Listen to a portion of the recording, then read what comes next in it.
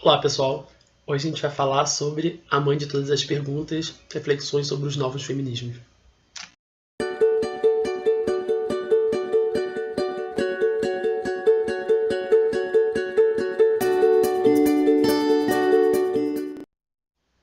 Bem pessoal, acho que é importante deixar claro, né, que esse vídeo não é um vídeo panfletário, né, mas é um vídeo que parte do princípio que quem está assistindo já sabe o que é feminismo, então a minha ideia não é expor o que é feminismo, isso pode ficar para um outro vídeo, né, mas parte da ideia de que o feminismo é plural, então por isso a autora usa o feminismo no plural, né, e o meu interesse é mesmo pelo feminismo como um fenômeno social, político, né, atual, então a ideia é apresentar como ela, como uma das principais representantes, né, do feminismo, historiadora, né, como a Rebeca apresenta essas ideias do feminismo atualmente.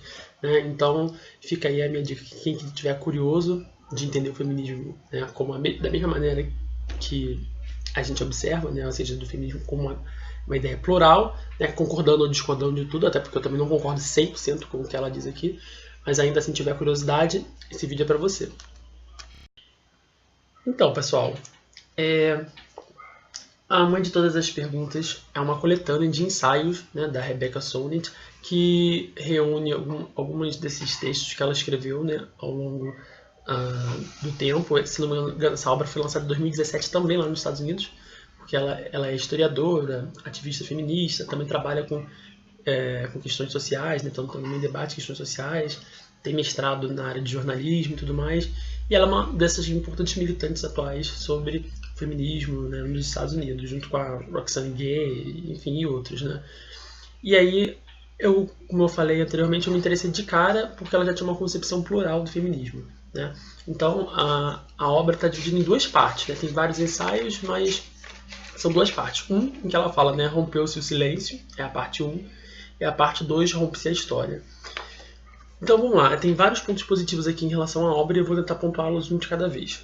Um primeiro aspecto que a autora explora, né, é a das denúncias. Né? Então esse rompe-se o silêncio é quando homens e mulheres começam a denunciar as questões de exploração da mulher, né? Então a violência contra a mulher é uma das grandes preocupações do feminismo, né? E a Rebeca apresenta, além de apresentar vários relatos, né?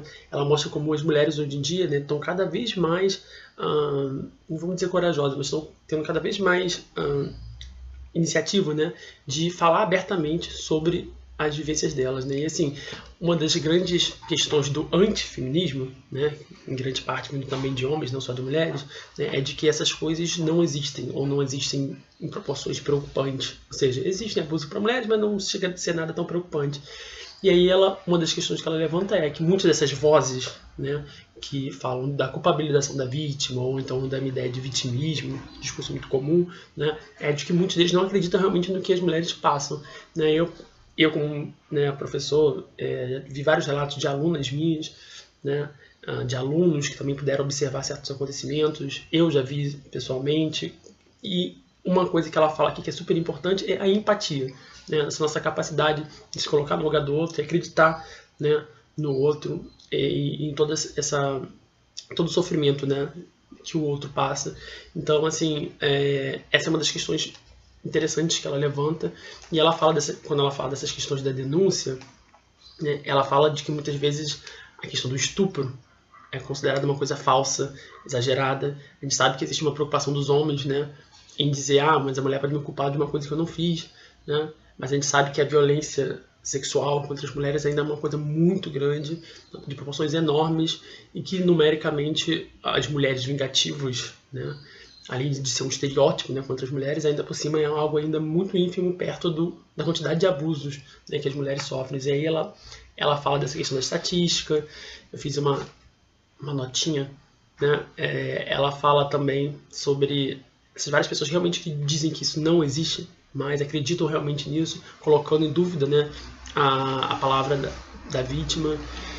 Enfim, essa é uma das questões importantes. E ela levanta vários, ela não só apresenta alguns relatos, né, de mulheres que colocaram a sua voz, né, e se mostraram publicamente, né, como pessoas abusadas, né. Ela também apresenta várias estatísticas internacionais, que é bem bacana porque às vezes é necessário, né, para poder justificar e legitimar as vozes dessas mulheres. E uma coisa bacana que ela fala também, acho que é um segundo ponto importante, é as vozes dos homens se juntando a esse novo feminismo. Então esse novo movimento, essa nova onda, né, feminista, né, dessa vez está contando muito mais com a parceria de homens. Então homens que estão dispostos a ouvir essas mulheres e a se colocar no lugar delas. Então esse também é um outro aspecto, né? Além de, claro, ela falar de diferentes visões sobre o que é o feminismo e tudo mais, alguns pejorativos, outros negativos, mas acho que o feminismo, né, antes de tudo, ele está precisando lutar contra aquilo que dizem que o feminismo é e ele não é, né, e isso tem sido uma batalha, e o que meio que atrasa, né, a luta feminista, ou seja, porque além de lutar em prol, né, de uma igualdade maior, mais ampla, né, elas ainda precisam, né, primeiro se provar justo, legítimos, ou seja, tudo bem, eu tenho que primeiro dizer o que eu não sou, porque vocês estão dizendo que eu sou uma coisa, eu sou outra, né, e depois tentar melhorar a situação. Então, assim, é uma das questões que ela levanta aqui. Um terceiro aspecto importante é que ela discute as questões de gênero. E aqui, gente, obviamente não vou aprofundar o termo, mas obviamente não estou falando de sexo biológico, né, ter pênis ou vagina. Estamos falando de gênero entendido como papéis sociais, né? Então vocês com certeza já viram alguém falando, filho, se comporte como um rapazinho. Ou então fala para mim, fecha as pernas, se comporte como uma mocinha, né? Essas são questões de gênero, né? E não apenas ter pênis ou vagina. Então ela discute essas questões, né, lembrando que para algumas pessoas, né, os termos homem e mulher são necessariamente ter pênis ou ter vagina, que é a noção biológica, e algumas pessoas consideram o termo como uma questão social, ou seja, ela tem a ver com hábitos, costumes, enfim, como um papel que se espera ter, como esse exemplo que eu dei. Né? Mas enfim, ela questiona, né, a importância que a sociedade, né, dá a esses papéis, né, sociais, esses papéis de gênero. E ela mostra como isso não só preocupante para as mulheres, mas também para os homens, né?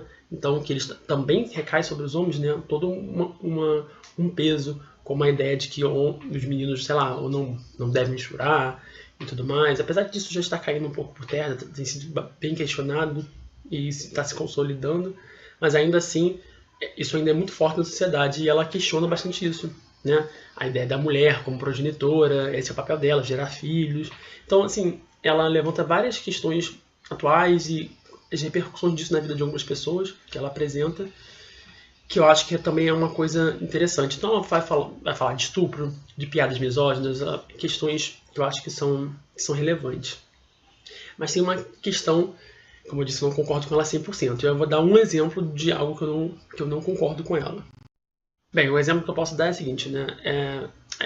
Uma das preocupações das ativistas feministas são enfim, objetos culturais, né, que possam, de alguma forma, reforçar o que elas estão questionando, né? Ou seja, o domínio do homem sobre a mulher. E aí ela cita um exemplo, como Lolita, né, do Nabokov, que é um clássico da literatura universal, e ela fala como se fosse uma espécie de desserviço, né, para as mulheres, justamente porque o protagonista ele é um pedófilo, né, doente, e o próprio personagem, para quem já leu a obra, né, ele tem consciência da doença dele, né, e ele sexualiza uma menina que vai ali, acho que de 12 a 14 anos, já não lembro mais a idade da Lolita, e assim, é uma obra fenomenal, né, mas tabu para muitas pessoas, obviamente, mas assim, ela diz que é um desserviço justamente porque muitas pessoas levam aquilo como uma história de amor.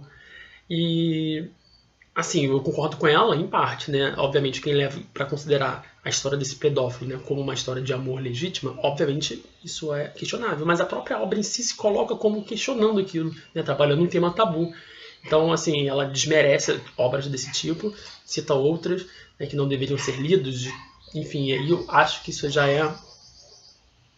dar um passo fora do compasso, vamos dizer assim, né? Ou seja, não acho que isso seja algo que se deva considerar, né? Eu acho que não concordo com essa posição dela.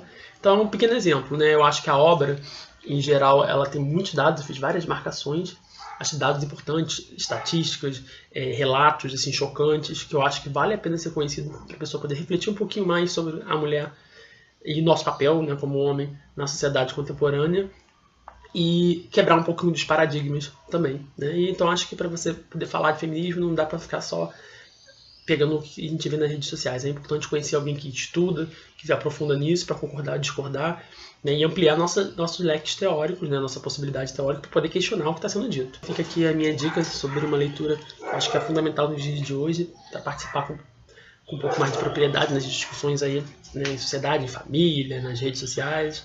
Então fica aí a minha dica de leitura. Agradeço quem viu o vídeo até aqui. Vejo vocês na próxima e até mais.